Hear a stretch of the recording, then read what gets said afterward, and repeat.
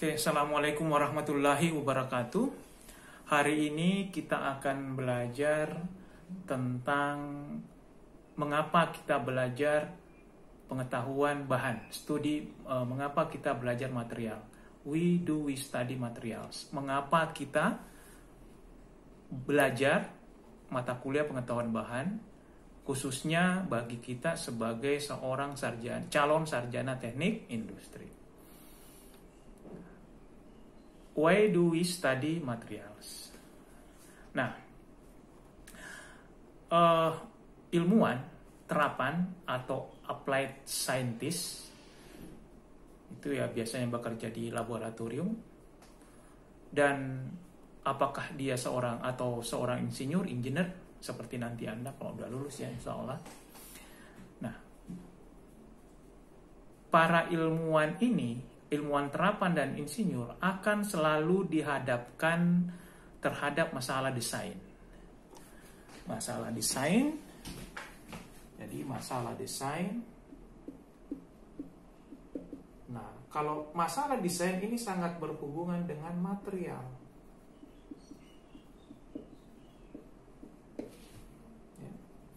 Ya, kalau kita mendesain sesuatu, tentunya pertanyaannya berikutnya adalah materialnya apa? Ya, pasti begitu. Anda mendesain meja, materialnya apa? Anda mendesain mobil, materialnya apa? Anda mendesain roda gigi, materialnya apa? Nah, jadi desain itu pasti berkaitan dengan apa? Material. Makanya kita belajar apa? Pengetahuan bahan atau material. Misalnya saja industri roda gigi transmisi. Misalnya Anda kerja di pembuatan roda gigi atau pabrik roda gigi, ya Anda pasti bertanya, ini materialnya dari apa supaya kuat sesuai dengan kegunaannya. Misalnya ada yang kerja di industri elektronik, komponen chip misalnya, tentunya pertanyaan berikutnya, ini materialnya apa? Atau nanti ada yang kerja di industri kilang minyak, dilepas pantai misalnya. Nah, nanti komponen-komponennya materialnya apa? Jadi akan selalu berhubungan dengan material. Makanya kita belajar pengetahuan bahan dalam hal ini material. Itu pentingnya kita belajar pengetahuan bahan atau material. Oke. Nah, di buku Kalister, pengantarnya seperti ini, bab 1 introduction. Dia memperlihatkan ada botol Coca-Cola, ya, ada 3 macam di sini.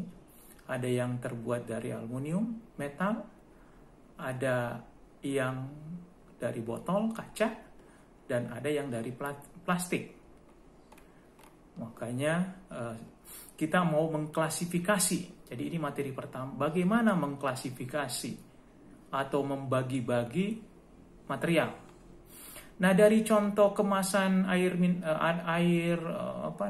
minuman ini, di sini sudah terlihat ada 3 jenis material. Di sini ada logam, ini ada kaca, dan ini ada plastik. Nah, di Kalister sendiri ini secara umum dibagi menjadi 6. Yang pertama adalah logam. Apa itu logam? Merupakan kombinasi elemen logam. Logam memiliki elektron yang terlokalisasi dalam jumlah yang sangat banyak. Logam merupakan konduktor atau penghantar listrik dan panas yang baik dan tidak transparan terhadap cahaya. Jadi dia tidak tembus cahaya. Permukaan logam tampak mengkilap yang sudah dipoles. Logam pada umumnya kuat dan mudah terdeformasi, sehingga dapat digunakan di banyak aplikasi. Logam, ya, aluminium masuk logam, baja masuk logam. Ya, seperti itu contoh-contohnya. Emas, logam, apalagi ya, seng, logam, dan seterusnya. Nah, yang kedua adalah keramik. Keramik merupakan perpaduan antara elemen logam dan non-logam. Jadi elemennya terdiri elemen logam dan non-logam. Kebanyakan oksida, nitrida, dan karbida.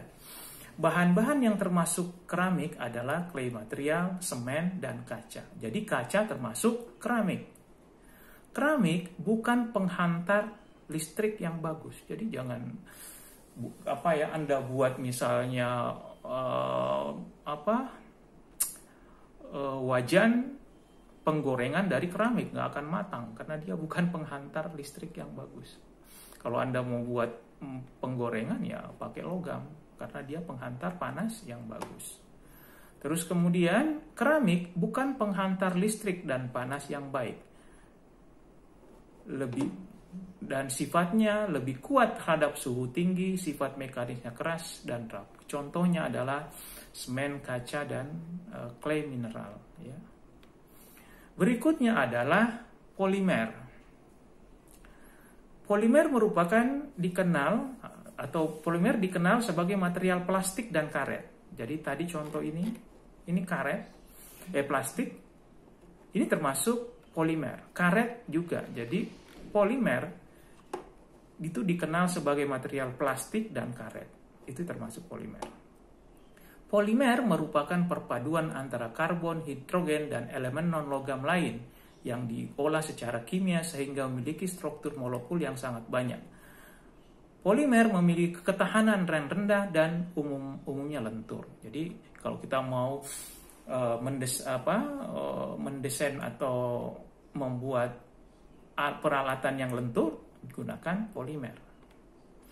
Terus komposit. Komposit adalah hasil rekayasa terdiri dari lebih dari satu tipe material. Contoh paling utama adalah fiberglass. Jadi kalau material yang atau produk dari fiberglass itu ya komposit. Semikonduktor, ya ini untuk industri elektronika dan biomaterial. Apa itu biomaterial? Biomaterial adalah komponen yang ditanamkan dalam tubuh manusia untuk penggantian yang disebabkan oleh penyakit dan kerusakan tubuh. Tentunya syaratnya tidak boleh berbahaya atau tidak boleh menimbulkan racun. Contohnya apa? Contohnya pen, ya biasanya patah tulang pakai pen. Nah itu pennya adalah dari biomaterial. Nah, jadi menurut Callister, pengklasifikasian material ini terdiri dari 6. Ada logam, ada keramik, ada polimer, ada komposit, semikonduktor, dan biomaterial. Nah, sekarang di sini logam, khusus logam. Logam itu dibagi atas logam ferus dan non ferus. Jadi logam dibagi menjadi 2. Logam ini terdiri dari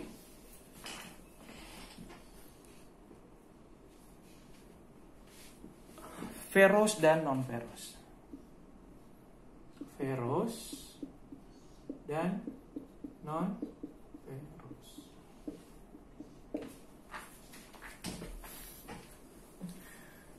Nah, logam ferus adalah logam yang unsur utamanya Fe atau ferum ya, Fe tambah karbon, ini karbon, dan Fe tambah C karbon tambah unsur lain.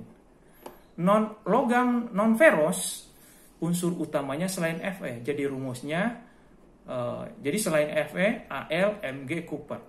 Jadi ini logam yang khusus besi Fe dan logam non Fe. Jadi ini unsur utamanya besi Fe. Dan ini yang bukan Fe, misalnya magnesium, aluminium, dan seterusnya. Itu aja beda. Oke. Nah, logam ferus ini dibagi lagi menjadi 2, baja dan besi cor. Jadi ini dibagi menjadi 2, baja dan besi cor. Baja ini steel. Ya. Gak kelihatan ya, baja dan besi cor. Nah, Apa itu baja? Baja adalah unsur karbonnya sampai 2,14%. Yang membedakan dengan baja dengan besi cor atau cast iron itu unsur karbonnya, kalau ini di bawah 2,14%, kalau ini unsur karbonnya di atas 2,14%. Jadi yang membedakan adalah unsur C-nya yang ini. Nah, ini pembagiannya tadi, paduan baja, ini ferros, paduan metal, ferros dan non ferros. Ini unsur utamanya besi, ini bukan besi. Ferros dibagi menjadi dua. Steel itu adalah baja, cast iron adalah besi cor. Cast iron adalah besi cor. Nah, steel dibagi lagi menjadi ada low alloy, ada high alloy. Cast iron dibagi gray alloy, gray iron, besi cor abu-abu, besi cor ductile, besi cor putih, dan besi cor malleable yang ini. Sedangkan low alloy, paduan rendah, terdiri dari low carbon, baja karbon rendah, medium karbon, baja karbon tinggi, dan high karbon. Ini medium, ini baja karbon tinggi. Sedangkan low carbon dibagi lagi menjadi plain HSLA. Apa itu plain? Ini masih bentuk dasar, plain. HSLA ini sudah ada unsur pembentuk lainnya. Medium karbon ada plain, ada heat treatable. Kalau ini unsur dasar ya, belum diapa-apain. Kalau ini sudah di treatment atau ditambahkan unsur lain. Plain, ini tools, ada stainless. Apa itu? Ini pembahasannya di bawah ya. Low alloy, unsur C-nya di bawah 1,4. Jadi yang membedakan itu unsur C-nya. Baja karbon rendah dan seterusnya. Nah, yang di bawah ini adalah misalnya baja karbon rendah ini ya. Low carbon, baja karbon rendah. Ini unsur utamanya di bawah 1,4%. Nah, plain itu ini digunakan untuk apa sih sehari-hari seperti ini? Contohnya komponen bodi mobil, bentuk struktur I-beam, ini ya contoh-contohnya. Kalau high strength low alloy itu untuk apa? Yang ini kehidupan sehari-hari untuk apa aja kegunaannya? HSLA adalah baja karbon rendah yang sudah ditambahkan elemen lain dengan konsentrasi 10% seperti vanadium, copper, nikel, dan seterusnya. Contoh penggunaannya jembatan, kolom pendek, dan seterusnya. Terus yang berikutnya adalah baja karbon menengah yang ini. Ya, medium karbon. Nah, ini penjelasannya di bawah sampai seterusnya. Oke. Dengan dengan contoh-contohnya. Sampai di ini ada alloy steel, baja paduan, ada baja karbon tinggi. Ini yang membedakan konsentrasi karbonnya 0,6 sampai 1,4. Bentuk plain, nah contoh penggunaannya sini kosong, memang nggak digunakan karena mungkin terlalu ketas. Ada tools dan seterusnya. Ini buat apa? Nah, ini ada contohnya. High alloy buat apa? Untuk apa? Ada stainless steel. Yang high alloy yang ini ya. Nih, buat apa? Ini ada tools, ada stainless. Stainless ini baja tahan karat seperti sendok ya, pisau. Nah, ini dibagi menjadi 4. Ada ferritic, austenitic, martensit, dan precipitation. Oke. Terus kemudian ada besi cor. Yang ini besi cor ya. Yang ini cast iron, ini besi cor. Cast iron, besi cor. Ini contoh-contohnya yang ini. Dan penggunaannya. Oke. Nah, sebagai bahan tugas dikumpulkan minggu depan. Jadi tugas per orang ya. Saya tulis ya. Tugas di sini. Tugas untuk minggu depan Anda buat makalah tentang klasifikasi material. Makalah tugas buat makalah klasifikasi material. Satu orang ya, satu-satu. Ya, terus kemudian ya yang saya pentingkan adalah bagaimana pengklasifikasian dan kegunaannya. Ya kalau misalnya dari sini kan baja itu udah lengkap ya. Nah, logam itu udah lengkap penggunaannya. Tapi kurang gambar, jadi Anda harus cari gambar di Google. Terus kemudian ya mungkin yang kurang itu nanti Anda harus cari keramik, polimer, komposit, semikonduktor dan seterusnya. Nah, contohnya itu mungkin seperti ini. Contoh tugas ya, ini yang tahun lalu. Klasifikasi material.